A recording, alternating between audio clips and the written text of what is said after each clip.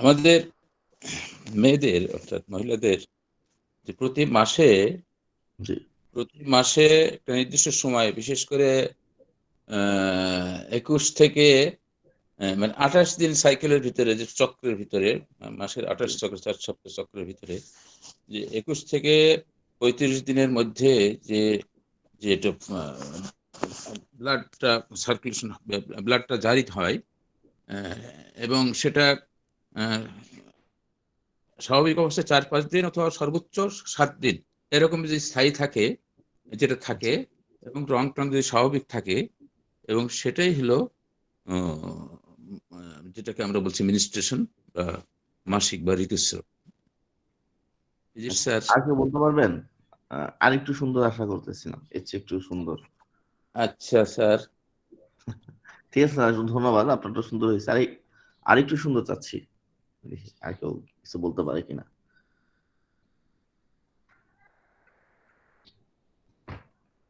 অনিষিক্ত ডিম্বাণু স্যার।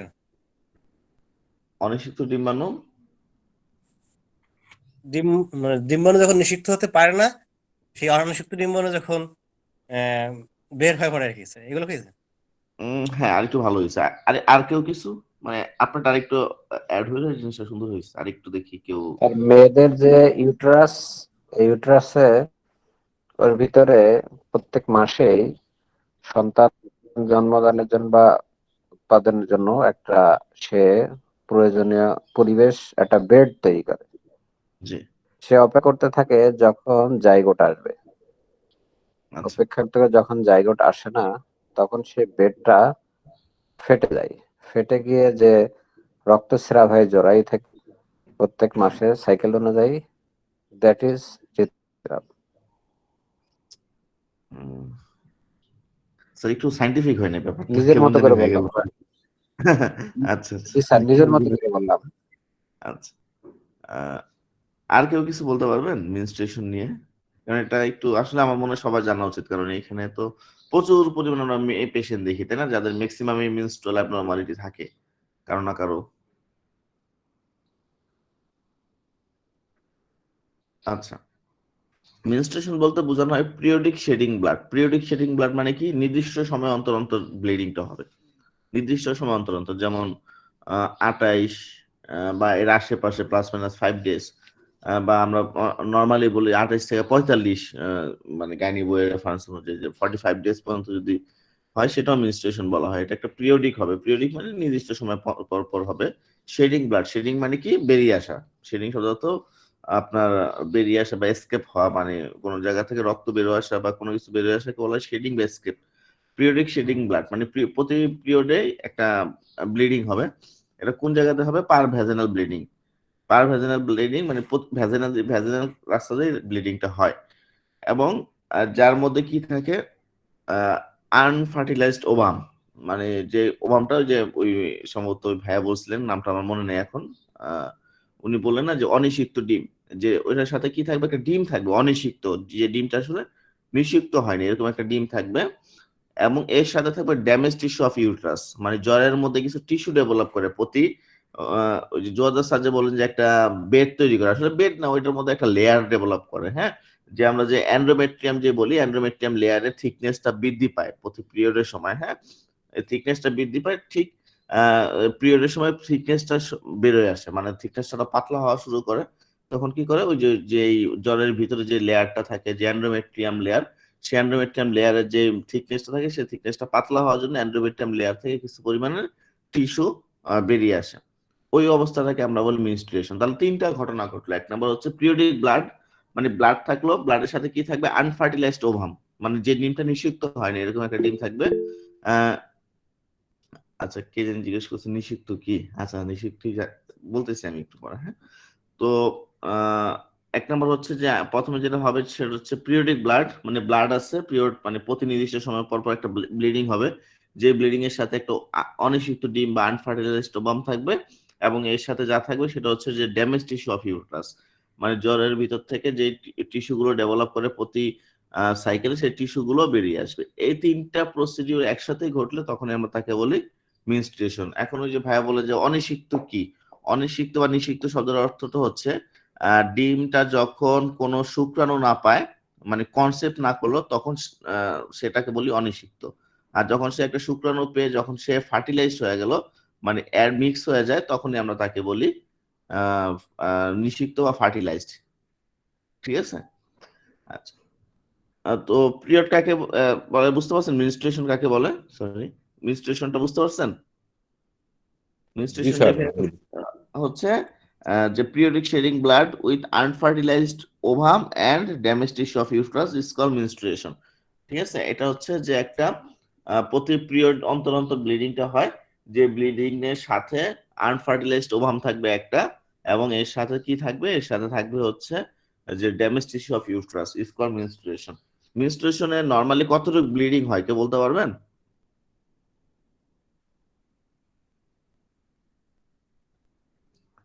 কতটুকু ব্লিডিং হয়, কিভাবে বুঝবো যে আমরা তার হেভি মিনস্ট্রুয়াল ফ্লো অথবা লো মিনস্ট্রুয়াল ফ্লো, এটা আমরা কিভাবে মাপি বা কিভাবে বুঝি? 250 ml স্যার, এভারেজ। একজনের সাথে 70 থেকে 100 ml।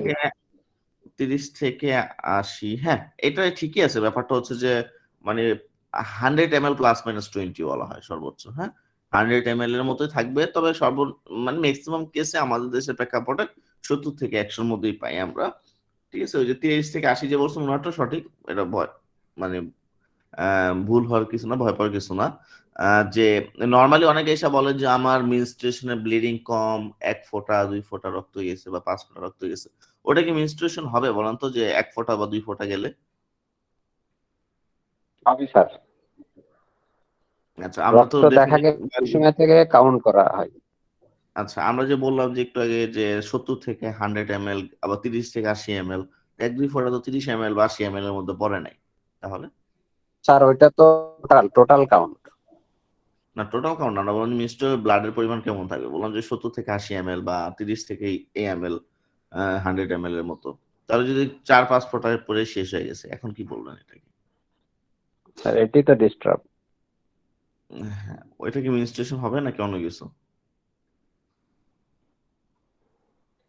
ওটাকে ধরতে হবে স্যার, এটা ইন্টারাপ্টেড মেনস্ট্রুয়েশন মানে ডিস্টার্ব যেটা। হ্যাঁ হ্যাঁ, মেনস্ট্রুয়েশন অবশ্যই, কিন্তু এটা হচ্ছে আপনার কমপ্লিকেটেড মেনস্ট্রুয়েশন। আমরা ক্রিপ্টোম্যানোরিয়া বলি বা অলিগোম্যানোরিয়া, সামনে এগুলো বলবো যেহেতু অ্যাবনর্মালিটি পড়তে আসছে আমরা। তো মেনস্ট্রুয়েশনটা ক্লিয়ার তো না, কাকে বলে মেনস্ট্রুয়েশন? জি স্যার, সুন্দর হয়েছে স্যার।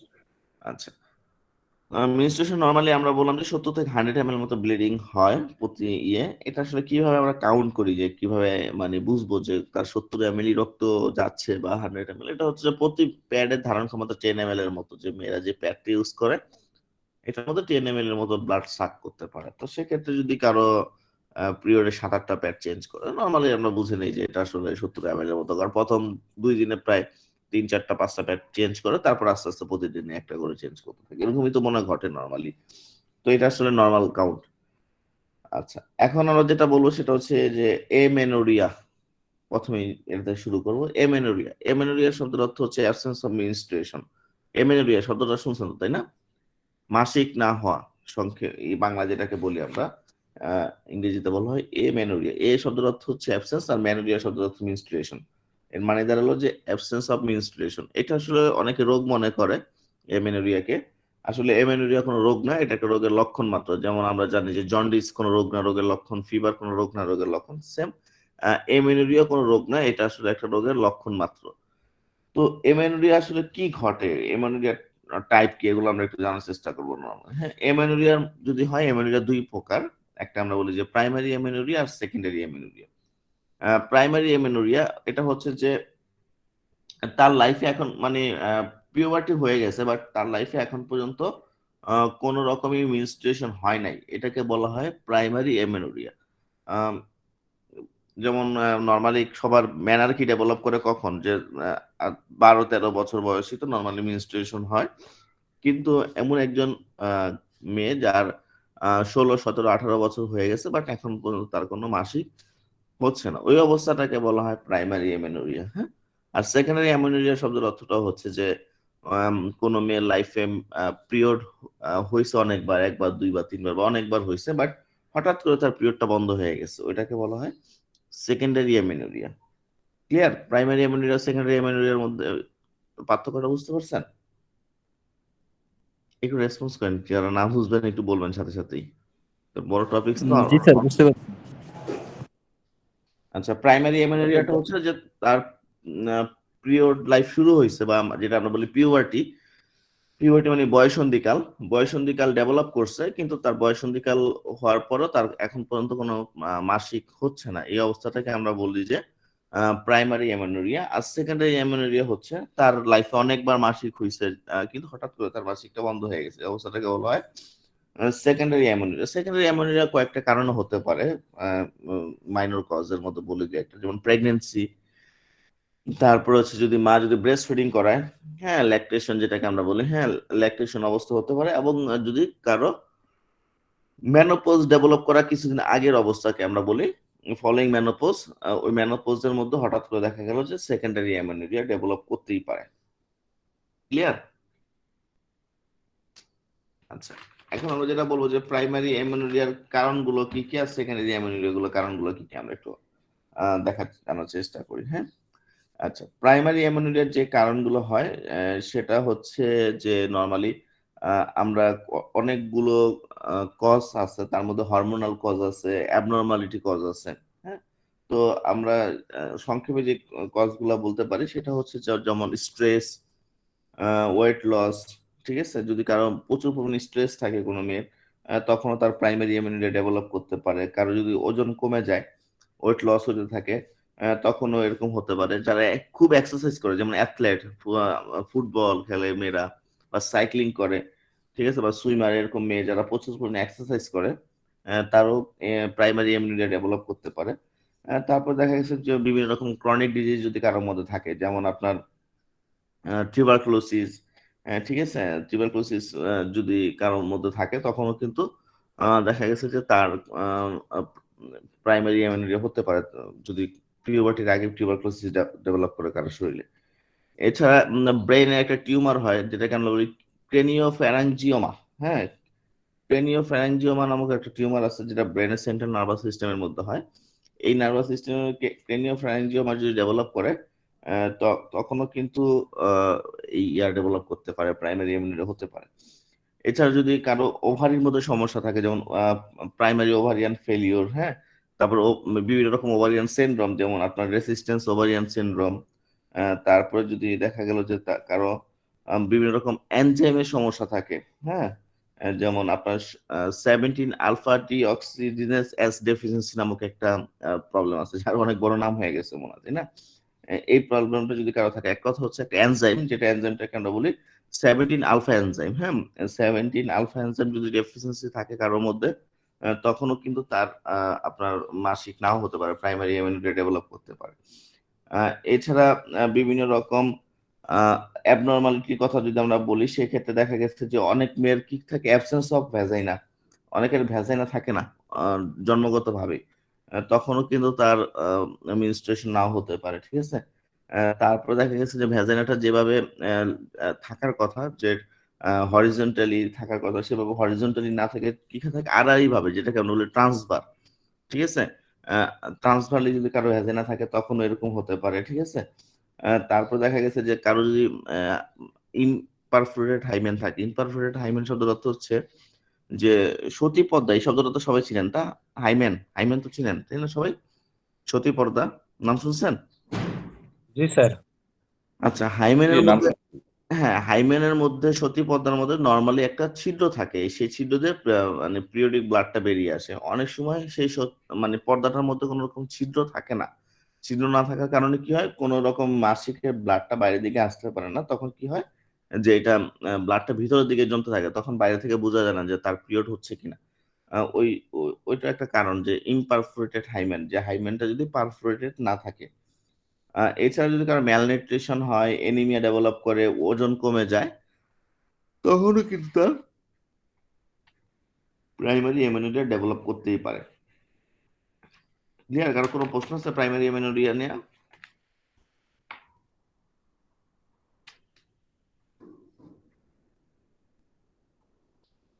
কারো আর প্রশ্ন আছে দেখেন তো, প্রাইমারি এমেনুরিয়া উপরে কোনো প্রশ্ন থাকলে বলেন। আচ্ছা, okay sir, please carry on.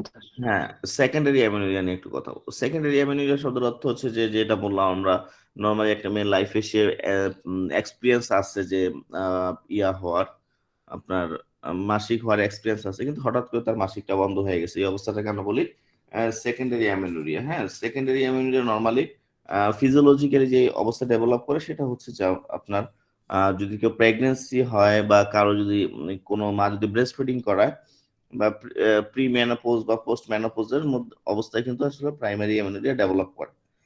এছাড়া কিছু কারণ আছে, প্যাথোলজিক্যাল কারণ, যেমন কেউ যদি ড্রাগস খায়, যেমন খাওয়ার বড়ি, যেমন ওরাল পিল হতে পারে, ইনজেক্টেবল ওরাল পিল হতে পারে। হ্যাঁ, এইসব জিনিস যদি কেউ নেয় তখনও কিন্তু তার আসলে প্রাইমারি সেকেন্ডারি অ্যামেনুরিয়া ডেভেলপ করতে পারে।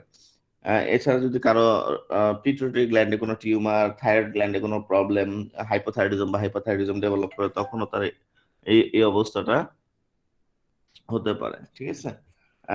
এছাড়া এছাড়া যদি কারো আপনার বিভিন্ন রকম ম্যালনিউট্রিশন অবস্থা ডেভেলপ হয়, যেমন অ্যানিমিয়া। হ্যাঁ, তারপর আপনার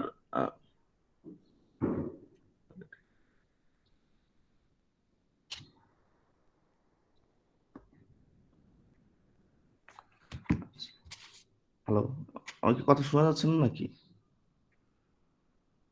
জি স্যার, শোনা যাচ্ছে। জি স্যার। আচ্ছা, হঠাৎ করে মিউট হয়ে গেলাম, এই জন্য বললাম। আচ্ছা, কতটুকু বলছিলাম আমি? স্যার, সেকেন্ডারি, এই গ্ল্যান্ডের টিউমার, হ্যাঁ সেকেন্ডারি, পিটুইটারি গ্ল্যান্ড। হ্যাঁ সেকেন্ডারি অ্যামেনুরিয়া কজগুলো বলছি, তাই না? যে নর্মালি সেকেন্ডারি অ্যামেনুরিয়া গুলো হচ্ছে যে আপনার প্রেগনেন্সি যদি কোনোভাবে হয় তখনও সেকেন্ডারি অ্যামেনুরিয়া হতে পারে। তারপরে আপনার যদি কারো ডেভেলপ করে, আপনার ল্যাকটেশন অবস্থা থাকে তখন হতে পারে। কারো দেখা গেছে যে ব্রেন টিউমারের জন্য হতে পারে। এছাড়া থাইরয়েড হরমোন জনিত কোনো অ্যাবনরমালিটি থাকে তখন তার সেকেন্ডারি অ্যামেনুরিয়া হতে পারে। ঠিক আছে। সেকেন্ডারি অ্যামেনুরিয়া কোনো প্রশ্ন আছে? স্যার, ওই গ্ল্যান্ডের ঠিক আছে টিউমার স্যার। হলে আসলে কিভাবে ইয়ে হতে পারে, ডিস্টার্ব হতে পারে? গ্ল্যান্ডে টিউমার হলে কোন গ্ল্যান্ডের কথা বলছি? পিটুইটারি গ্ল্যান্ডে? জি স্যার, পিটুইটারি বললেন। হ্যাঁ, স্যার, কি হয়তো আবার নিঃসরণ হয়নি আর সেই ক্ষেত্রে? আচ্ছা, পিটুইটারি গ্ল্যান্ডে যদি হয় সেক্ষেত্রে ডিস্টার্ব হওয়ার মধ্যে মেইন চার্জ হচ্ছে আপনার যে হরমোনাল ইমব্যালেন্স শুরু হয়। পিটুইটারি গ্ল্যান্ডের মধ্যে যদি টিউমার হয় তখন দেখা গেছে যে আপনার থাইরয়েড স্টিমুলেটিং হরমোনের সমস্যা দেখা দেয়। ঠিক আছে, থাইরয়েড স্টিমুলেটিং হরমোন কিন্তু আসলে জি স্যার, জি আহ, হ্যাঁ, স্যার। তখন থাইরয়েড স্টিমুলেটিং হরমোন কিন্তু থাইরয়েড গ্ল্যান্ডকে স্টিমুলেট করে, তখন কিন্তু আসলে আহ, আপনার মেনস্ট্রুয়েশন বলেন যে কোনো অ্যাবনরমালিটি ডেভেলপ করতে পারে। ঠিক আছে। আচ্ছা, ডিসম্যানোরিয়া। তার আগে আমি একটু বলি যে ইনভেস্টিগেশন কি করবেন। যে আপনার এমেনোরিয়া থাকলে নর্মাল ইনভেস্টিগেশন হিসেবে আমরা আলট্রাসোনোগ্রাফি করাই। হ্যাঁ, আলট্রাসোনোগ্রাফি করে দেখি যে তার মাসিক ইউট্রাসের অবস্থাটা কেমন আছে, ওভারির অবস্থাটা কেমন আছে, হ্যাঁ, ফ্যালোপিয়ান টিউবটা কেমন আছে, এই জিনিসগুলো একটু জানার চেষ্টা করি। এছাড়া আমরা যেটা করতে পারি যে হিমোগ্লোবিন চেক করে দেখি যে তার হিমোগ্লোবিন লেভেলটা কেমন আছে, যে হিমোগ্লোবিনটা কি আসলে বেশি কমে গেছে কিনা, এই অবস্থাটা দেখার চেষ্টা করি। তারপরে দেখা গেল যে তার আমরা ওই বিভিন্ন রকম আয়রন বাইন্ডিং ক্যাপাসিটি টেস্ট করি, তারপরে হরমোন টেস্ট করি। হ্যাঁ, এই জিনিসগুলো একটু দেখার চেষ্টা করি যে এগুলো ঠিক আছে কিনা। নর্মালি এইসব জিনিসগুলো ট্রাই করা হয়। আর ট্রিটমেন্ট হিসেবে যেটা করা লাগবে সেটা হচ্ছে, যদি হাইমেনটা ইমপারফোরেটেড থাকে, জাস্ট হাইমেনটা একটা ছোট সার্জারির মাধ্যমে পারফোরেট করে দিলেই তখন দেখা গেছে যে আপনার আবার মেনস্ট্রুয়েশনটা অ্যাক্টিভ হইতে পারে। তারপর দেখা গেছে যে আয়রনের অভাব থাকলে আপনি আয়রন ট্রিটমেন্ট করতে পারেন। আপনার যদি মনে হয় যে তার ব্রেনে টিউমার আছে তাহলে ওইভাবে আপনি ট্রিটমেন্ট করতে পারেন। হরমোনাল ইমব্যালেন্স থাকলে হরমোনাল ট্রিটমেন্ট করলে আশা করি যে ব্যাপারগুলো নরমালি কভার করে নেয় ইনশাআল্লাহ। আসসালামু আলাইকুম। স্যার ওই যে অনেক মেয়েরাই মহিলা পেশেন্টরা এসে বলে যে 7-8 মাস পিরিয়ড হয় না, বাট আপনি মানে আমরা যে কারণগুলা মাত্র পড়লাম যে ল্যাকটেশন বা বিভিন্ন ধরনের সমস্যা, তো এগুলো কি সেকেন্ডারি অ্যামোনিয়ার মধ্যে পড়বে? যে অনেক দিন হয়তো বা ধীরে ধীরে পিরিয়ডের গ্যাপটা আস্তে আস্তে বাড়তে বাড়তে এমনও হয়ে গেছে বছরও একবারও হয় না। প্রথম দিকে 2-3 মাস গ্যাপ হতো, পরে আস্তে আস্তে 3-4 মাস, আস্তে আস্তে 5-6 মাস করতে করতে বছরও হয়ে গেছে। তা আসলে এদের ক্ষেত্রে আসলে কি বলা যায় আর কি করা যায়?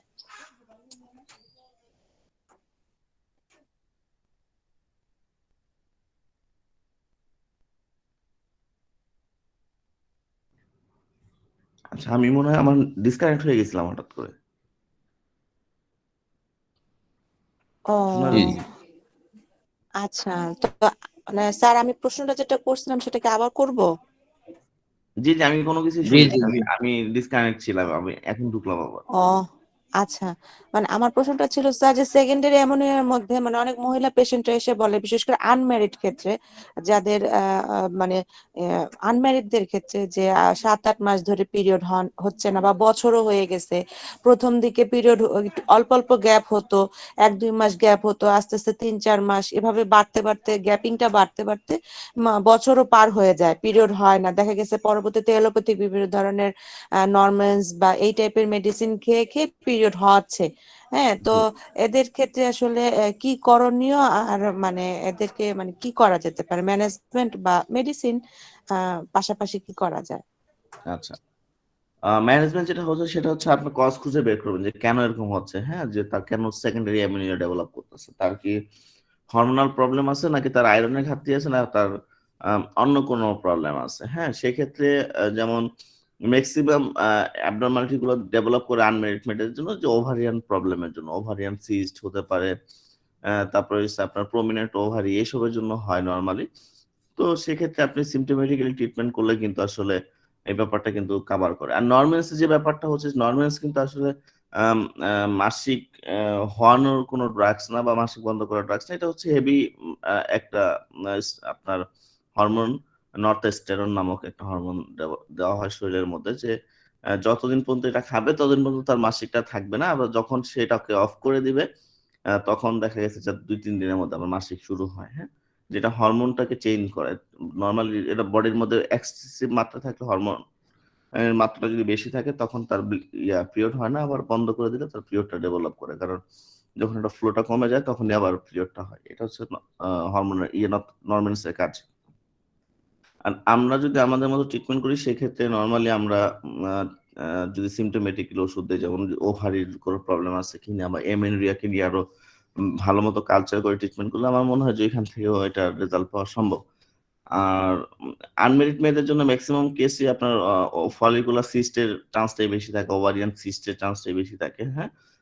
তো সেক্ষেত্রে ওভারিয়ান সিস্টকে মাথায় নিয়েই আপনি প্যাথোলজি করে তারপরে আপনি দেখতে পারেন যে আল্ট্রাসোনোগ্রাফি, অথবা বিভিন্ন রকম ইনভেস্টিগেশন গুলো আছে আমাদের, যে থাইরয়েড হরমোন টেস্ট, অথবা এস্ট্রোজেন, প্রোজেস্টেরন লেভেল, অথবা ফলিকুলার স্টিমুলেটিং হরমোন, এসব জিনিসগুলো দেখে আপনি ট্রিটমেন্ট যদি করেন, বা টোটালি তো আমাদের সিম্পটোমেটিক্যালি ট্রিটমেন্ট, আপনি যদি ভালো মতো সিম্পটম ইভ্যালুয়েট করে ট্রিটমেন্ট শুরু করেন, আমার মনে হয় যে এখান থেকেও আসলে পরিত্রাণ পাওয়া সম্ভব, যদি হরমোন ব্যতীত আ নরমেন্স ছাড়াও আপনি ট্রিটমেন্ট করতে পারেন। ঠিক আছে? অ্যান্সারটা পেয়েছেন আপনার? জি স্যার, থ্যাংক ইউ। জি। আর কোন প্রশ্ন আছে এমিনুর নিয়া? তাহলে আমরা অন্য প্রশ্নে যাবো আরকি, অন্য টপিকস এ।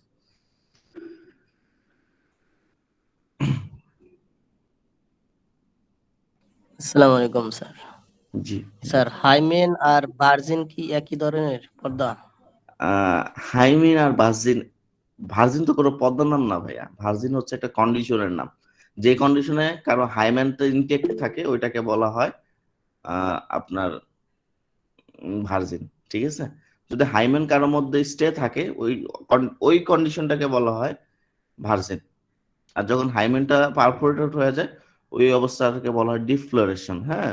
যে তার হাইমেন নাই, বা হাইমেনটা রিজেক্ট, হ্যাঁ? যে সেক্সুয়াল লাইফ এ সে পারফর্ম করছে, ওই অবস্থাকে বলা হয় ডিফ্লোরেশন। ক্লিয়ার? জি স্যার। আচ্ছা, এখানে কি একটা মেসেজ করলেন দেখি তো। নরম্যান্স অ্যালোপ্যাথিক ওষুধের বিকল্প হোমিওপ্যাথিক ওষুধ আছে কি স্যার? হ্যাঁ, অবশ্যই আছে, কেন থাকবে না?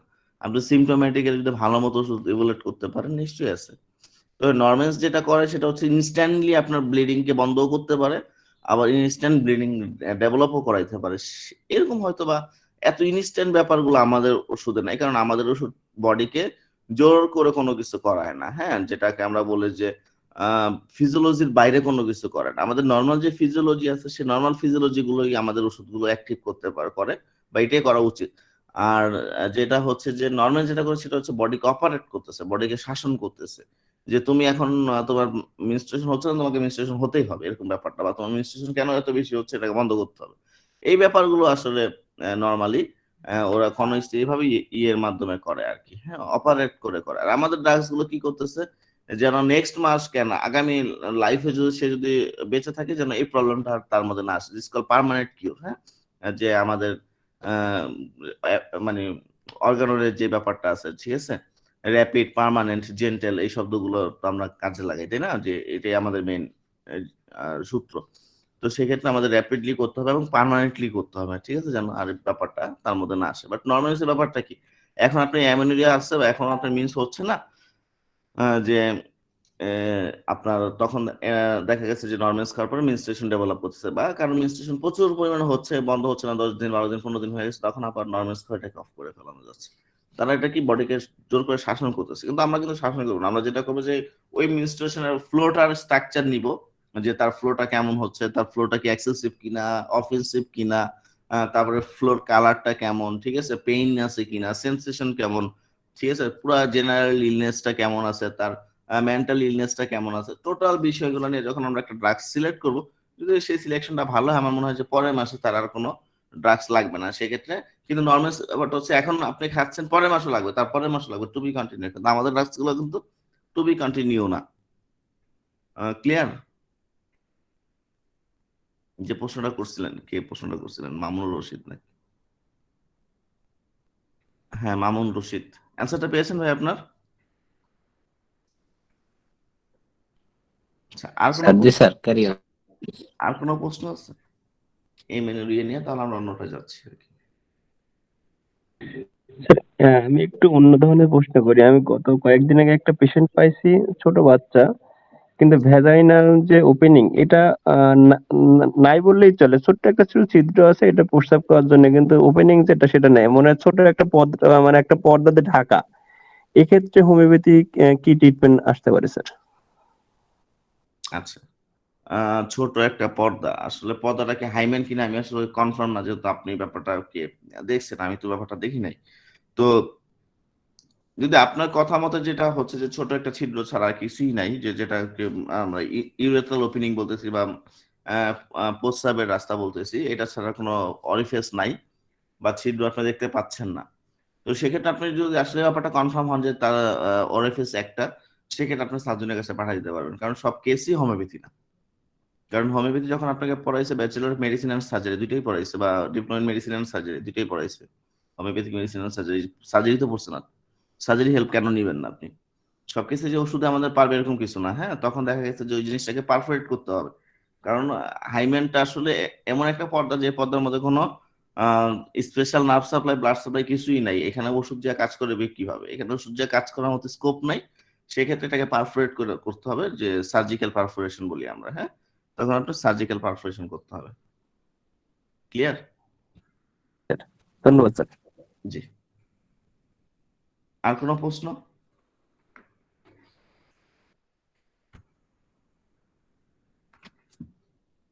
দেখেন, আর কোনো প্রশ্ন থাকলে করেন। স্যার, একজন পেশেন্ট আছে আমার স্যার, ওনার সমস্যা হচ্ছে, ওনার মিনিস্ট্রেশন যখন শুরু হয়, শুরু থেকেই ওনার প্রবলেম। প্রথম দিকে সমস্যা ছিল যে মাসে হয়তো, কিন্তু একটু একটু হয়তো, বা অনেক সময় মিন্স শুরু হলে বন্ধ হতো না, আবার ওষুধ খেয়ে সেটা বন্ধ করতে হতো। ইদানিং বর্তমানে যেটা দেখা যাচ্ছে, ওনার বয়স এখন 25, কিন্তু এখন আর মিন্স হয় না ওনার, একদমই হয় না। এবং যে পর্যন্ত এলোপ্যাথি না খায় সে পর্যন্ত আর মিন্স হয় না, কিন্তু মিন্স হলে আবার সেটা বন্ধ হতে চায় না, আবার এলোপ্যাথি খেয়ে সেটা বন্ধ করতে হয়। এক্ষেত্রে স্যার কি করা যেতে পারে? মানে হোমিওপ্যাথি অনেক ডাক্তার দেখাইছে, আমার কাছেও আসছে, আমিও দেখছি, কিন্তু মিন্স শুরু হলে বন্ধ হয় না, আর বন্ধ হলে আর শুরু হয় না, আবার এলোপ্যাথি খাই সেটা শুরু করতে হয়। আচ্ছা আচ্ছা, তো বিশাল ঝামেলার ব্যাপার একটা, তাই না? আচ্ছা, আপনি কি নরমালি কোনো ইনভেস্টিগেশন করছেন যে কেন এরকম হচ্ছে? ইনভেস্টিগেশন করা হয়েছে স্যার, এক্ষেত্রে যতবারই আলট্রা করতে করা হয়েছে ততবারই দেখা যাচ্ছে মানে সিস্ট দেখাইছে, ঠিক আছে। তো আপনার কমপ্লিকেশন আছেই, তাই না? স্যার এটা তো মানে সিস্টের ট্রিটমেন্ট তো অনেকদিন, প্রায় উনি 7-8 বছরের ট্রিটমেন্ট করতেছে, কিন্তু কোনো রেজাল্ট তো নাই। সিস্ট গুলো তো আছে এখনো, তাই না? হ্যাঁ, দোষটা সিস্ট এখন আছে। দোষটা পেশেন্টের না তো, দোষটা তো আমাদের মতো ডাক্তারের, তাই না? আমরা ভালো করতে পারি নাই। তো সেক্ষেত্রে আপনি সিস্ট গুলোকে মাইনাস করে দেখেন, আপনার প্রবলেম গুলো সলভ হয়ে যাবে। এখন সিস্ট গুলো মাইনাস করবেন কিভাবে, সেটা হচ্ছে যে আপনি হোমিওপ্যাথি খাওয়াবেন নাকি অ্যালোপ্যাথি খাওয়াবেন নাকি সার্জারি করবেন, সেটা পেশেন্ট ডিসিশন নিবে, প্লাস আপনি ডক্টর হিসেবে আপনি ডিসিশন নিবেন যে এটাকে আপনি কাভার করতে পারবেন কিনা ওষুধের মাধ্যমে, নাকি অপারেশন করাবেন, নাকি আপনি ওই অ্যালোপ্যাথিক ওষুধ খাওয়াবেন। সেটা ডিপেন্ড করবে আপনার প্র্যাকটিস এবং আপনার এক্সপেরিয়েন্সের উপর। তবে এটা কমপ্লিকেশন তো আপনি একটা পাইছেনই যে সিস্ট আছে। তো কমপ্লিকেশন সিস্ট কে এলিমিনেট করলে তো আপনার প্রবলেমটা সলভ হয়ে যায়। এখন সিস্টটাকে মাইনাস করার চেষ্টা করেন। কিভাবে করবেন দেখেন। বুঝতে পারছেন? যতবারই চেষ্টা করেছে স্যার, যত ভালো মতো কেস টেকিং করা হচ্ছে, কিন্তু কোনো রেজাল্ট হচ্ছে না, এটা নিয়ে একটু হচ্ছে। তাহলে তো ব্যাপারটা দাঁড়াইলো যে আমরা মানে হয়তো হোমিওপ্যাথি ব্যর্থ না, এরকম একটা ব্যাপার দাঁড়াইতেছে যে এত ভালো কেস টেকিং নেওয়ার পর আমরা পারতেছি না। ব্যাপারটা এরকম স্যার হতে এটা পারে না? হতে পারে উনি না পারলে রেফার করে দেবেন ডাক্তারের কাছে। এক্স্যাক্টলি। হ্যাঁ, আমরা যখন পারবো না তখন চেষ্টা করব যে আরেকজনের কাছে যাওয়া। আমি ৭ এ বছর ট্রিটমেন্ট পর্যন্ত নেওয়ার এ পর্যন্ত 10 জন ডাক্তার দেখা হয়ে গেছে, এবং সিনিয়র ডাক্তারও দেখছে, কিন্তু কোনো রেজাল্ট হচ্ছে না। তাহলে তাহলে হোমিওপ্যাথি যে আসলে তাহলে আমাদের পড়ে লাভটা কি হলো? তাহলে আমরা এটা বাদ দিয়ে দেওয়াই উচিত মনে হয়। যে এতজন ডক্টর আমরা একটা সিস্টিক কেসকে আমরা রিকভার করতে পারতেছি না। তাহলে তো রুগীরা তো এমনি মানে সিনিয়র ডাক্তার দেখলে নাম বলতে পারে প্লিজ?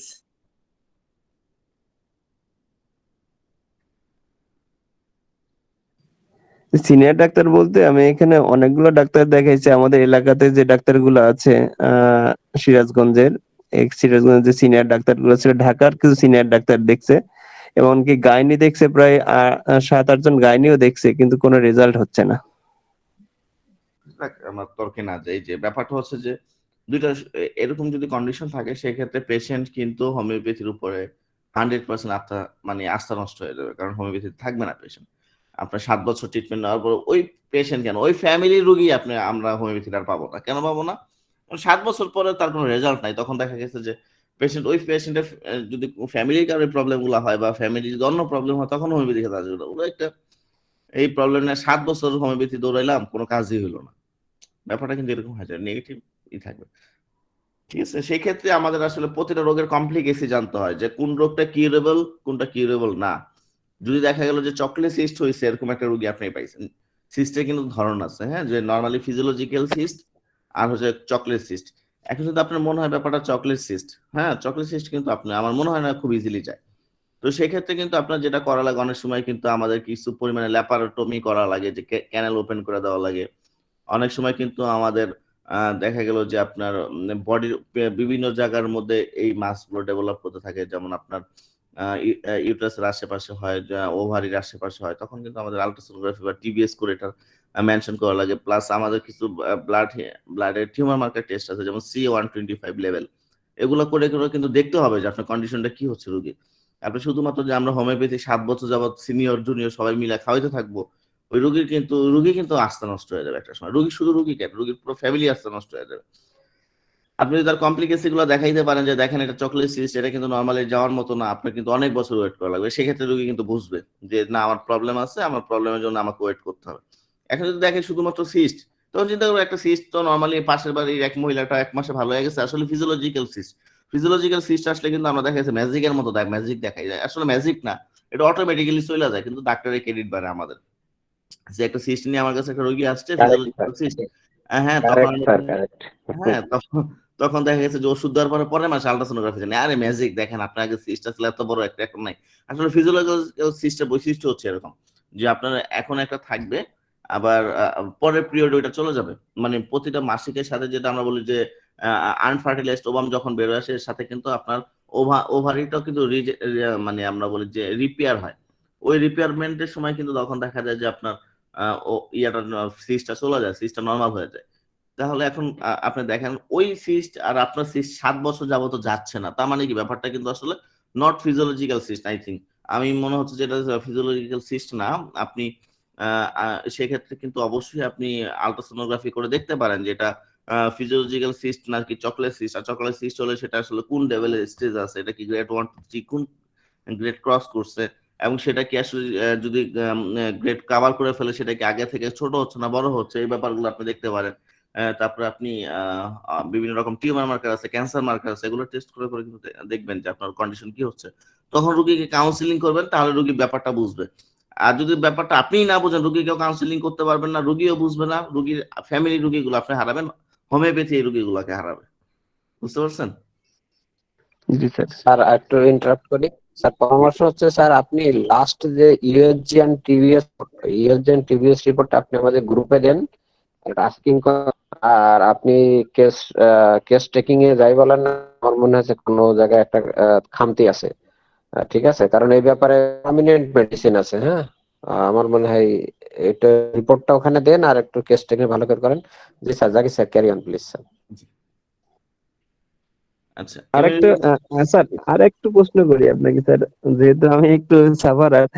আমার এক পেশেন্ট আছে, ওনাকে উনি অনেক ট্রিটমেন্ট হওয়ার পরে শেষ পর্যন্ত উনি টেস্ট করছে, করার পরে গাইনি ডাক্তার বলছে যে ওনার জন্মগত ত্রুটি আছে, ভি শেপ ইউটারাস। হ্যাঁ হ্যাঁ এটা নাকি কখনোই ভালো হবে না। উনি বলছে যে না, এটা ভালো হওয়ার মতো না, আর এটা 2% ইয়ে আছে, সম্ভাবনা আছে ওনার কনসেপ্ট হওয়ার। জি। এক্ষেত্রে হোমিওপ্যাথি ট্রিটমেন্ট কি ধরনের ট্রিটমেন্ট আছে স্যার? আমার মনে হয় কোনো হোমিওপ্যাথিক ট্রিটমেন্ট নেই। এখন যদি আমি বলি একটা পেশেন্ট 6টা আঙ্গুল নিয়ে আপনার কাছে আসছে, হোমিওপ্যাথি ট্রিটমেন্ট দিয়ে আপনি তাকে 5 আঙ্গুল করে দেন তো? Is possible? আচ্ছা, কেস অফ সার্জারি। আসসালামু আলাইকুম। জি, ওয়ালাইকুম আসসালাম। আচ্ছা, ওই যে যিনি জিজ্ঞাসা করতেছেন, ওই ভদ্র মহিলা ব্লিডিং শুরু হলে কতদিন থাকে? এটা আসলে ব্লিডিং শুরু হলে ওনারও বন্ধ হতে চায় না। ব্লিডিং শুরু হলে বন্ধ হয় না। সেটা কতদিন? এটা যে যতদিন পর্যন্ত আপনি ওষুধ না খেয়ে বন্ধ করবেন, ততদিন হতেই থাকবে, কি অল্প অল্প করে হতেই থাকবে। কি ওষুধ? হ্যাঁ, কি ওষুধ খাইয়ে বন্ধ করে? ওটা ওই নরমেন্স, রিমেন্স। আচ্ছা শুনেন, এখন যেহেতু ওই মানে ওই ওষুধই খায়, তাহলে আপনি এক কাজ করেন, হোমিওপ্যাথি অ্যান্টিবায়োটিক আছে, ওইটা আপনি ইমার্জেন্সি মুহূর্তে লাইফ সেভিং। আমরা চায়না 3x আর হ্যামালিস 3x, বুঝছেন? আধা ঘন্টা ডিফারেন্স রেখে দিনে 3-4 বার দিন, দেখবেন ব্লিডিং বন্ধ হয়ে যায়। বুঝছেন? এটা আমার শ্বশুরের এক্সপিরিয়েন্স। চায়না 3x আর হ্যামালিস 3x।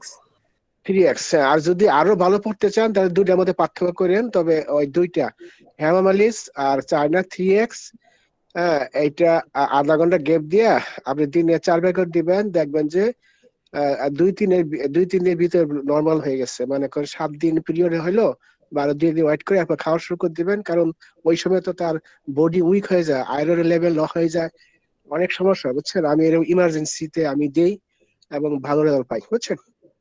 আর সাথে কিছু যদি ধন্যবাদ স্যার, ফেরাম্পস ধন্যবাদ দিয়ে দেন, ফেরাম্পস 3x দিলেন ভালো। আমার কিন্তু স্যার। শ্বশুর নাই, মানে মানে বই থেকে পাওয়া। জাকির স্যার, তাহলে এখন ওনাকে কি সার্জারি করা যাবে? আমি তো আসলে জানি না যে ওনার রিপোর্ট গুলো, আমি আন্দাজে কিভাবে বলি বলেন? আপনি রিপোর্ট গুলো একদিন দিয়েন, আমি আপনাকে বলবো না। স্যার একটু আপনার একটু মেসেঞ্জার নাম্বার বা আপনার নাম্বারটা দিলে আমি হয়তো আপনাকে দিয়ে দিলাম স্যার, একটু পার্সোনালি দেখতেন ব্যাপারটা। আপনি ওই যে আমাদের গ্রুপ গুলো আছে না, হলিস্টিক গ্রুপ গুলো বা গুড মর্নিং গ্রুপ গুলো, একটু দিয়ে দিন, গ্রুপে দিয়ে দিলে বেশি ভালো হবে। হ্যাঁ, কারণ গ্রুপে আমি দেখা হয় নরমালি, আপনি একটু গ্রুপে দিয়ে তারপরে আপনার একটু নাম্বারটা একটু দিলে আমার জন্য একটু, আমি একটু উপকৃত হতাম। নাম্বারটা নিতে পারেন। ঠিক আছে, দিয়ে দিচ্ছি।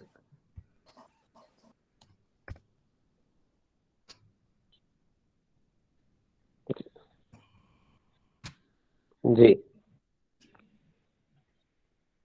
সকাল 11টার পরে একটু কল দেন, 11টা-12টার মধ্যে। এরপরে আসলে খুব ব্যস্ত থাকে, এরপরে হয়তো আপনাদের সাথে রেসপন্স করা যাবে না খুব একটা। ঠিক আছে, জি স্যার, জি স্যার। কল দেন। আচ্ছা, আর কোনো প্রশ্ন আছে?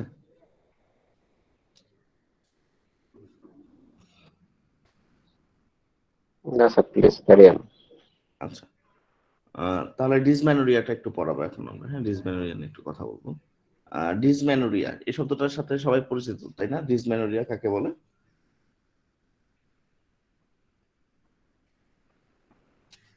আচ্ছা, পেইনফুল মেনস্ট্রুয়েশন। হ্যাঁ, পেইনফুল মেনস্ট্রুয়েশন। ডিস যেখানে পাবেন সেটা হচ্ছে পেইনফুল। হ্যাঁ, পেইনফুল মেনস্ট্রুয়েশন। আচ্ছা, পেইনফুল মেনস্ট্রুয়েশন গুলো সেম আবার ওই যে প্রাইমারি সেকেন্ডারি পাবো আমরা। হ্যাঁ, প্রাইমারি এবং সেকেন্ডারি। তো আমরা যেখানে এমেনুরিয়া প্রাইমারি এবং সেকেন্ডারি পাইছিলাম, এমেনুরিয়া প্রাইমারি পাইছিলাম যে যখন তার সেক্সুয়াল মানে সরি, ওই যে যার পিউবার্টি শুরু হয়েছে কিন্তু তার মাসিক শুরু হয়নি অবস্থাকে আমরা প্রাইমারি এমেনুরিয়া বললাম। আর এখানে ডিসমেনোরিয়া যেটা হবে সেটা হচ্ছে প্রাইমারি ডিসমেনোরিয়া বৈশিষ্ট্য হচ্ছে যে কোন রকম কোন প্যাথোলজি খুঁজে পাওয়া যাচ্ছে না, মানে তার কোনো রোগ খুঁজে পাচ্ছেন না, কিন্তু তার মাসিকের সময় প্রচুর পরিমাণ ব্যথা হচ্ছে, ওইটাকে আমরা বলি প্রাইমারি ডিসমেনোরিয়া। আর সেকেন্ডারি ডিসমেনোরিয়া হচ্ছে যে তার মধ্যে কোন রকম প্যাথোলজি খুঁজে পাওয়া যাবে, মানে অ্যাবনর্মালিটি খুঁজে পাওয়া যাবে, যেমন জরায়ুতে টিউমার বা আপনার ওভারিতে সিস্ট অথবা ওভারিয়ান টিউমার হতে পারে, ফ্যালোপিয়ান টিউবের প্রবলেম হতে পারে, ভ্যাজিনার মধ্যে প্রবলেম, এরকম কিছু না কিছু পাওয়া যাবে।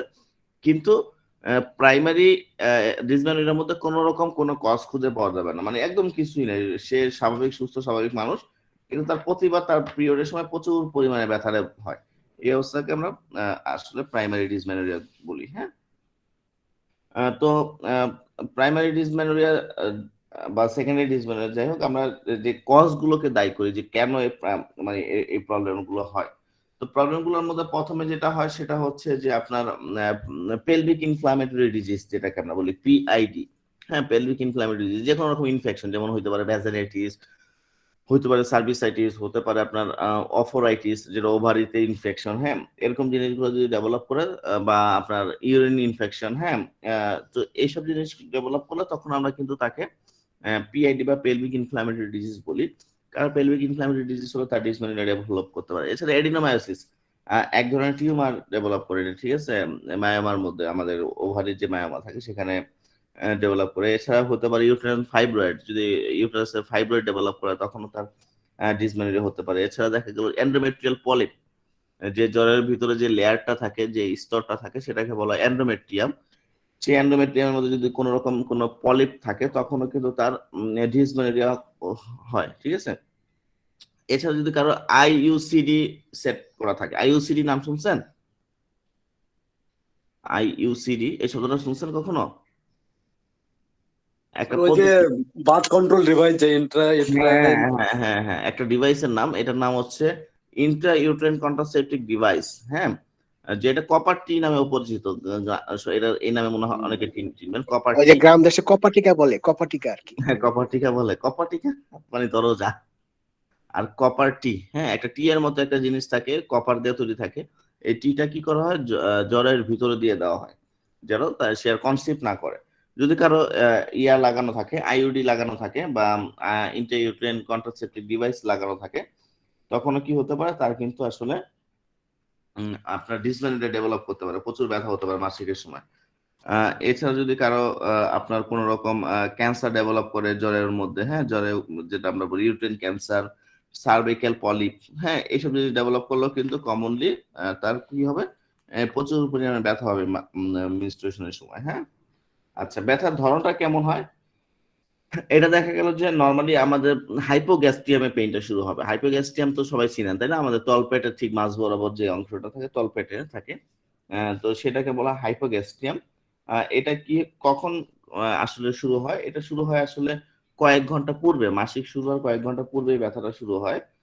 এটা নর্মালি থাকতে পারে আপনার 12 ঘন্টা বা তারও বেশি সময় পর্যন্ত থাকতে পারে পেইনটা। হ্যাঁ, এছাড়া দেখা গেল যে পেইনটার ধরনটা হচ্ছে একদম ছিঁড়ে যাওয়ার মতো ব্যথা, এবং সময় যত যায় পেইনের ধরনটা প্রায়ই বাড়ে। হ্যাঁ, এটা আমরা স্পাজমেটিক এন্ড কলিক পেইন বলি। হ্যাঁ, কলিক টাইপের পেইন হইতে পারে, যত সময় করে পেইনের ধরনটা তত বাড়তে থাকে, ঠিক আছে। এটা রেডিয়েটিং করে দেখা গেল যে অনেক সময় থাইয়ের দিকে চলে যায়, যে আমাদের যে থাই আছে সেই থাইয়ের দিকেও ব্যথাটা নর্মালি চলে যায়। তো ব্যাপারটা হচ্ছে যে সাইট যদি বলি কোথায় শুরু হয়, সেটা হচ্ছে হাইপোগ্যাস্ট্রিয়ামের দিকে বা তলপেটে। এটা শুরু হয় মাসিক শুরু হওয়ার 3 থেকে 4 ঘন্টা পূর্বে শুরু হতে পারে। এটার ক্যারেক্টারটা যদি আমরা বলি সেটা হচ্ছে স্পাজমেটিক, মানে ছিঁড়ে যাওয়ার মতো ব্যথা, এবং ব্যথাটা সময় যায় এবং ব্যথাটা বাড়তে থাকে, এরকম মনে হয় যে সময় যেতেছে ব্যথা বাড়তেছে, এরকম একটা অবস্থা। আম, এবং এর ডিউরেশন থাকতে পারে 12 ঘন্টার মতো বা তারও বেশি থাকতে পারে, এবং এটা রেডিয়েটিং করে ব্যথাটা ছড়ায় পড়ে আমাদের থাইয়ের দিকে ছড়ায় পড়তে পারে। এছাড়া আনুষঙ্গিক কিছু লক্ষণ দেখা যায়, যেমন বমি ভাব বা বমি হওয়া, ঠিক আছে, ক্লান্তি লাগা, এর সাথে মাথা ব্যথা হয়, প্রচুর পরিমাণে ডায়রিয়া ডেভেলপ করতে পারে, ঠিক আছে। এই জিনিসগুলো নর্মালি দেখা যেতে পারে। তারপর দেখা যেতে পারে যে হঠাৎ করে পেশেন্টের ঘাম ঝরতেছে, মাথা থেকে কপাল থেকে বিভিন্ন জায়গা থেকে ঘাম ঝরার একটা প্রবণতা থাকে। আপনি যদি কিছু ইনভেস্টিগেশন করেন সেক্ষেত্রে অবশ্যই এই কারেকশন গুলো করতে পারবেন। যেমন আপনার আলট্রাসোনোগ্রাফি করে দেখতে পারেন যে কোনো রকম প্যাথোলজি আছে কিনা বা কোনো রকম কোনো প্রবলেম পাওয়া যাচ্ছে কিনা। হ্যাঁ, ঠিক আছে। ইনভেস্টিগেশন করে আপনি নর্মালি দেখতে পারেন যে আসলে আলট্রাসোনোগ্রাফি, হিমোগ্লোবিন লেভেল চেক করে, তারপর হরমোন চেক করে, ইস্ট্রোজেন প্রজেস্টেরন লেভেল চেক করে আপনি দেখতে পারেন। তবে সবচেয়ে বেশি হচ্ছে আলট্রাসোনোগ্রাফি মেইন ডিসমেনোরিয়ার জন্য। আলট্রাসোনোগ্রাফি করলেই আপনার ব্যাপারটাকে কারেকশন করতে পারেন। তারপর যদি কোনো রকম কোনো প্রবলেম পাওয়া যায়, যেমন কোনো রকম কোনো আপনার টিউমার পাওয়া গেছে বা কোনো সিস্ট পাওয়া গেছে, তাহলে সেই টিউমার এবং সিস্টের উপর ব্যবস্থা নেবেন নরমালি, ঠিক আছে। সেটা আপনি হোমিওপ্যাথি ওষুধে করবেন নাকি আপনি সার্জারি করবেন, সেটা আপনি আপনার মতো করে চিন্তা করবেন। তবে আপনি অবশ্যই আলট্রাসোনোগ্রাফি করার পরে ডিসিশনটা নেবেন। ক্লিয়ার? বুঝতে পারছেন সবাই?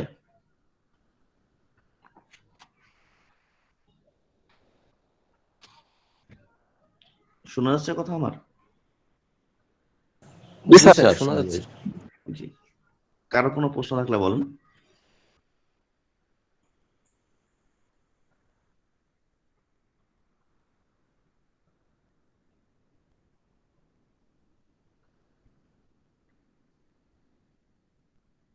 আসসালামু আলাইকুম স্যার, কফাটি এটা কত দিনের জন্য দেওয়া হয়, লাগানো হয়?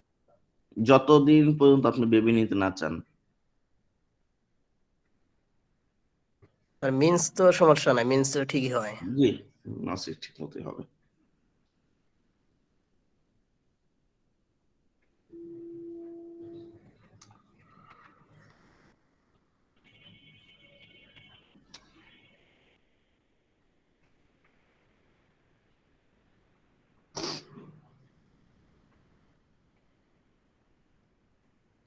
নেক্সট প্রশ্ন থাকলে করেন।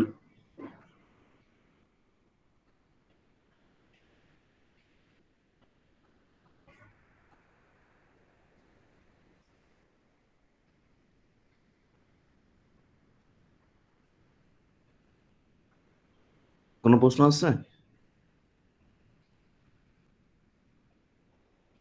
স্যার মনে হয় কারো প্রশ্ন নাই, আপনি কন্টিনিউ করেন স্যার। দুটো বড় বড় টপিকস পড়াই ফেলছি, এখন কন্টিনিউ করলে আমার জি স্যার, থাকলে জি স্যার, প্রশ্ন তো ই করি। বাকিগুলো সামনের ক্লাসে হবে ইনশাআল্লাহ। হ্যাঁ, স্যার কফাটি লাগানোর সিস্টেমটা কি? ওরে বাবা, এখন তো আপনি খুব ভাই কঠিন ওটা প্রশ্ন করছেন। এটা তো সার্জিক্যাল ওটা আপনি সার্জারি করে বসাইতে হয়। আপনি ইউটিউবে গিয়ে সার্চ দিয়ে দেখে নিন।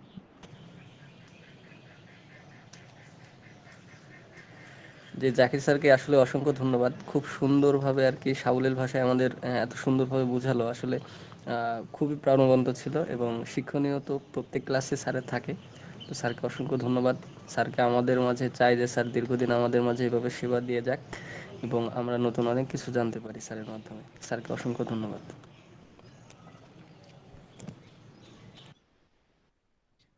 জি স্যার। জি, ধন্যবাদ স্যার। কারো কোনো তাহলে প্রশ্ন থাকলে বলতে কার পারেন। কোনো কোশ্চেন, এরকম স্পিকার পাবেন না কিন্তু আপনারা। স্পিকার শুধু কোশ্চেন শুনতে মানে নিতে চান, এটা আসলে অনেক বড় একটা ব্যাপার। জি যে স্যার, এমনিতে মাসিকের সময় তো একটু ব্যথা হয় নাকি স্যার? নর্মালি তো পেইন একটু হয়। তো ডিসমেনোরিয়াটা নরমালি ডিসমেনোরিয়া আমরা যদি বলি সেক্ষেত্রে স্ট্রাকচারটা বললাম যে ব্যথাটা শুরু হবে 4 ঘন্টা পূর্বে, ব্যথাটা রানের দিকে ছড়ায় পড়বে, ব্যথাটা 12-13 ঘন্টা স্টে করবে, এবং ব্যথাটা মানে ছিঁড়ে যাওয়ার মতো ব্যথা, সময় যাওয়ার সাথে সাথে ব্যথা পাবে। এই স্ট্রাকচারে পড়লে আপনি ডিসমেনোরিয়া, তার আগে ডিসমেনোরিয়া নাও হতে পারে। নরমাল পেইন তো হতেই পারে। Okay sir, thank you. Dysmenorrhoea তো হয়তো 12-13 ঘন্টা থাকলো, কিন্তু যাদের মিন্স মানে যতদিন থাকে ততদিনই ব্যথা থাকে, এক্ষেত্রে কি ডিসমিনারি হবে স্যার? মিনিমাম 12-13 ঘন্টা, মিনিমাম 12-13 ঘন্টা বা তারও বেশি। ক্ষেত্রে যাদের সারা মানে হয়তো 5 দিন মিন্স হচ্ছে, 5 দিনই ব্যথা হতেই হচ্ছে, পারে, হতেই সেক্ষেত্রে পারে, যে কোনো মানে যে কয়দিন মিস চলবে ওই কয়দিন হতে পারে। মিনিমাম 12-13 ঘন্টা, মানে বুঝতে পারছেন, মানে এই ক্রাইটেরিয়া পড়বে। স্যার সর্বনিম্নর কথা বলছে, ম্যাক্সিমাম তো বলে নাই। ম্যাক্সিমাম যে কয়দিন পিরিয়ড চলবে হতেই ইভেন পারে। মিন্স চলে যায়, ব্লিডিং এর পরেও থাকতে পারে কম বেশি। অনেকে তারপরেও থাইয়ের দিকে বেইন থাকে অনেক সময়। এই ডিসমিনারিটা তো বেশি তো দেখা যাচ্ছে স্যার যারা অবিবাহিত, এদের ক্ষেত্রে বেশি দেখা যাচ্ছে, এর কারণটা কি স্যার?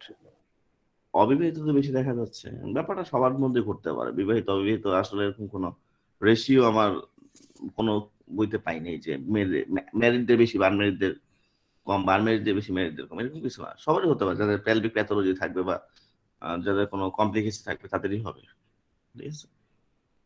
এটা আমার অভিজ্ঞতা থেকে বলতে স্যার যে আমি যে রোগীগুলো পাইছি বেশিরভাগই দেখা যাচ্ছে অবিবাহিত, মানে বিয়ে হয়নি, এদেরই এই সমস্যাটা বেশি আসলে হচ্ছে। কি আমরা কিন্তু নর্মালি কিন্তু ডিসমেনোরিয়ার ক্লাসে অনেকেই ফেলতে পারি না, তো অনেকেই জিজ্ঞেস করে পিরিয়ডে ব্যথা হয়, হ্যাঁ হয়, আর পিরিয়ডে ব্যথা তো সবারই কম বেশি একটু একটু হয়, ঠিক আছে। তো ওইভাবে যদি আপনি কাউন্ট করেন তখন দেখা যাবে যে আপনি আজকে থেকে রুগী দেখা শুরু করেন, 100 রুগী পাবেন, সবই ডিসমেনোরিয়া পাবেন, সবাই কম বেশি ব্যথার কথা বলবে, হালকা ব্যথা হয়, একটু ব্যথা হয় বা ব্যথা হয় সরাসরি, কারণ এক একজনের তো সিমটম এক্সপ্রেস করার ক্ষমতা এক এক রকম। কেউ দেখা গেছে অল্প পেনের অনেক পেইন বলে, তখন দেখা গেছে যে আপনি রিবুলেট করবেন পেন কখন শুরু হয়, পেনের লোকেশন কোথায়, পেন রেডিয়েটিং করে কোথায়, পেন কতক্ষণ থাকে, তার উপরে কিন্তু আপনি ডিসমেনোরিয়া ফেলবেন। হ্যাঁ, শুধুমাত্র যদি বলে যে আমার পিরিয়ডের সময় ব্যথা হয়, তাহলে কিন্তু আপনি ডিসমেনোরিয়া নাও হতে পারে, তাই না? এক্ষেত্রে ডিসমেনোরিয়া বলতে যেটা আপনি বললেন যে ব্যথাটা থাইয়ের দিকে রেডিয়েট করবে, যদি জি, থাইয়ের দিকে রেডিয়েট না করে এক্ষেত্রে কি ডিসমেনোরিয়া বলা যাবে না? থাইয়ের দিকে রেডিয়েট করবে, এইটাই ডিসমেনোরিয়ার মেইন, কারণ আমাদের যে নরমালি সাইটিক নার্ভের সাথে কিন্তু আমাদের পেলভিক নার্ভের একটা সম্পর্ক থাকে। হ্যাঁ, যে আমরা যে বলি S1 নার্ভ যেটা, সেটা কিন্তু সাইটিক নার্ভ নিচের দিকে নামছে। তো পেইনের তো কিছু ধরন আছে প্রতিটা পেইনেরই, যেমন আপনি যদি বলেন যে গল ব্লাডারে পেইন রেডিয়েটিং করে কোথায় যায় বলতে পারবেন? কোথায় ছড়ায়? পিত্তথলির ব্যথা। এটা নিচের দিকে আসে স্যার, এটা কোথায়? লোয়ার অ্যাবডোমেন দিকে চলে আসে স্যার। পিত্তথলি ব্যথা লোয়ার অ্যাবডোমেনে যায়। এই জন্য অ্যানাটমি এবং নার্ভাস সাপ্লাইটা ভালো মতো একটু দেখবেন। পিত্তথলি ব্যথা সবসময় inner angle of scapula, right scapular দিকে যাবে। হ্যাঁ, right inner angle of scapula. হ্যাঁ, সো প্রতিটা নার্ভের সাথে সম্পর্ক জানবেন, রিলেশন জানবেন, যে এই জায়গায় কোন নার্ভ আছে, কার পাসেস কেমন আছে। হ্যাঁ, তাহলে আপনি ব্যাপারগুলো বুঝতে পারবেন কেন থাইয়ের দিকে যাচ্ছে আসলে। হ্যাঁ, যাওয়া তো কিছু কারণ আছে, শুধু শুধু তো থাইয়ের দিকে যাবেন অটোমেটিক্যালি, তাই না? স্যার জি স্যার। হ্যাঁ, এখানে সোয়াস মাসেল থাকে, সোয়াস মাসেলের সাথে অ্যাটাচমেন্ট থাকে আমাদের যে লেজার ওমেন্টাম বা গ্রেটার ওমেন্টাম, যদি দেখেন গ্রেটার ওমেন্টামের সাথে অ্যাটাচ থাকে, অ্যাটাচমেন্টের জন্য পেইনটা নিচের দিকে যায়। আগে এগুলো আসলে অ্যানাটমিটা খুব দরকার। হ্যাঁ, আমাদের অ্যানাটমি গুলো একটু দেখেন, তাহলে হয়তো আপনি অ্যান্সার গুলো আপনি নিজেই পেয়ে যাবেন। তো বিয়ের পরে ইনশাল্লাহ। মনে হয়, হ্যাঁ ওই বিয়ের পরে মনে হয় পেনটা কমে, আমাকে অনেক মহিলারা বলছে যে বিয়ের আগে খুব পেন ছিল, আরে বাবা, এটা মুরব্বীরাও বলে যে বিয়ে দিয়ে সব ঠিক হয়ে যাবে। স্যার শোনেন, বিয়ে দেওয়ার পরে তো সারাদিন যে পরিমাণ জ্বালার মধ্যে থাকে, পেন তো এমনি বুঝা যাবে। আসল মেডিসিন। সাইকোলজিক্যাল একটা ফ্যাক্ট আছে, সাইকোলজিক্যাল ফ্যাক্ট এটা বিয়ের সাইকোলজি, আগে পরে। কারণ কারণ বাপের বাড়িতে যেভাবে এক্সপোজ করতে পারবে, হাজবেন্ডের বাড়িতে তার চেয়ে বেশি করবে না, তো করতেই পারবে না, এরকম একটা অবস্থা আছে। কাজ করে সারাদিন কাজই শেষ করতে পারে না, তার পেন বুঝতে পারে। হ্যাঁ, ওই আর কি। যাক, ঠিক আছে, ব্যাপারটা এরকম না যে ম্যারিড আনম্যারিড বেশি কম হবে, সবারই হতে পারে, যাদের প্যাথোলজিক্যাল প্রবলেম বা আননোন প্যাথোলজি থাকবে তাদের হতে পারে, ঠিক আছে। ক্লিয়ার? জি স্যার। স্যার আমাদের মনে হয় একটু আপনি পড়া দিয়ে দেবেন যে আমরা অ্যানাটমি ফিজিওলজি আসলে শুধু করার জন্য অ্যাটেন্ড করি, আমাদের আর একটু না মানে কথার কথা বলতেছি, হওয়া উচিত আমাদের আর হ্যাঁ, সচেতন হওয়া দরকার। আমাদের আসলে অ্যানাটমিক্যাল নলেজটা খুব এটা বেশি আমি দরকার। আমার জন্যই বলতেছি মূলত, আমি আমার জন্যই বলতেছি। কারণ আমাদের দেখা গেছে কোন জায়গায় কোন নার্ভ পাস হয়েছে, এই জিনিসগুলো অন্তত জানা দরকার, তাহলে ব্যাপারটা বোঝা যাবে। যেমন গতকাল একটা পেশেন্ট পেয়েছে, ট্রাইজেমিনাল নিউরালজিয়া পেশেন্ট, নাম শুনছেন তো? ট্রাইজেমিনাল নিউরালজিয়া কে কে শুনছেন? Yes. ওই তো স্যার মুখে মুখে। হ্যাঁ, এটা আসলে আমাদের ট্রাইজেমিনাল নার্ভটা প্রবলেমের জন্য। হ্যাঁ, আইসা মানে পেশেন্ট দেখাইতেছে দাঁতের মধ্যে যে আমার দাঁতে ব্যথা, দাঁতে ব্যথা। আরে দাঁতে ব্যথা, আমি তো দাঁতের ডাক্তার না ভাই। কই দেখেন নববিধ ওষুধ আছে না, ওই যে তার আগে সে নিয়ে খাইছে অন্য ডাক্তারের কাছে। কেউ একজন প্লান্টেগো দিছে, কেউ একজন ক্রিওজোট দিছে, ঠিক আছে, এরকম ওষুধ টষুধ দিছে, বলতেছে দাঁতে লাগাবেন ব্যথা। পরে বলতেছে ভাই আমি দাঁতের ডাক্তার না যদিও, আর আপনার ব্যথার ধরনটা বলেন। পরে বলতেছে এরকম শিরশির করে, তারপরে আমার কান ছোঁয়া ব্যথা ছড়ায় পড়ে আর একটু উপরে যায়। তখন আমি বলছি ব্যাপারটা বুঝি, আরে বাবা এটা তো ট্রাইজেমিনাল নিউরোলজি। আমি বলতেছি ভাই এটা তো আপনার দাঁতের সমস্যা না, ট্রাইজেমিনাল নিউরোলজি। তো এখন কথা হলো যে এই যে নার্ভ রুট রোটেশন বা নার্ভ রুট গুলো না জানলে তো বিপদ আছে, তখন দাঁতে ব্যথা বলে ওষুধ দিতে থাকবেন, ঠিক আছে, এই যে ঝামেলা আছে, এগুলো তো জানা দরকার। এক্ষেত্রে একটু ডিপলি ইনশাআল্লাহ। অ্যানাটমি যদি আমাদের একটা ক্লাস নিতেন স্যার, মানে আমরা তো জানি ভাষা অ্যানাটমি যাতে চলে যাচ্ছে, একটু ডিপলি যাতে জানতে পারি সে ব্যবস্থা করে দেন স্যার। ক্লাসে ভাই সম্ভবই না। হ্যাঁ, এক ক্লাস কেন, ডিপলি তো 2 বছর পড়লে আমাদের শেষ হবে না, কারণ অ্যানাটমি তো অনেক গভীরতা। হ্যাঁ, না স্যার, একটা ক্লাস বাড়ায় দেন, প্রতি সপ্তাহে একটা দিন আমাদের অ্যানাটমি নেন, একটু ভালো হবে স্যার। খান স্যার আমি বলি, জাকির স্যারের ক্লাস যদি শেষ হয়ে যায়, জাকির স্যারকে আমরা ছুটি দেবো, মানে স্যার ছুটি নেবেন, স্যার রেস্টে যাবেন। স্যার আমার মনে হয় আর আপনার ওইটার আমি বলতেছি স্যার, আপনার ওইটা অ্যান্সার আমি দিই।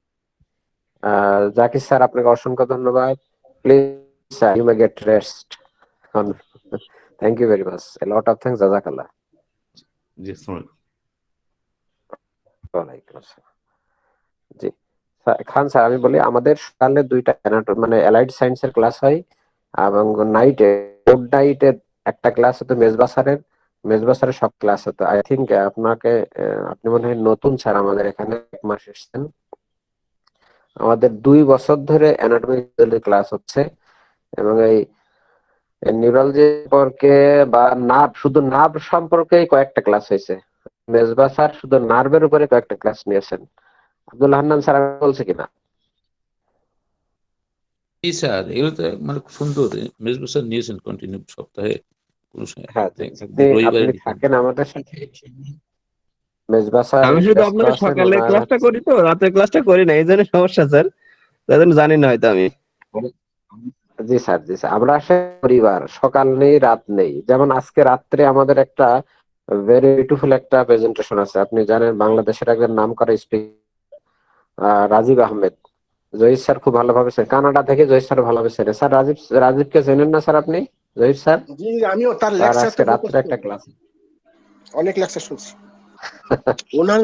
শুনেন ওই বউয়ের কথা মিস হয়, কিন্তু উনি যতক্ষণ লেকচার দেয় একটা ওয়ার্ডও মিস হয় না, বুঝছেন? আলহামদুলিল্লাহ, আলহামদুলিল্লাহ। স্যার আপনি দাওয়াত দিয়ে দেন স্যার, আজকে রাজীবের ক্লাস আছে। রাজীব হচ্ছে আমার সৌভাগ্যবশত আমার ক্লাস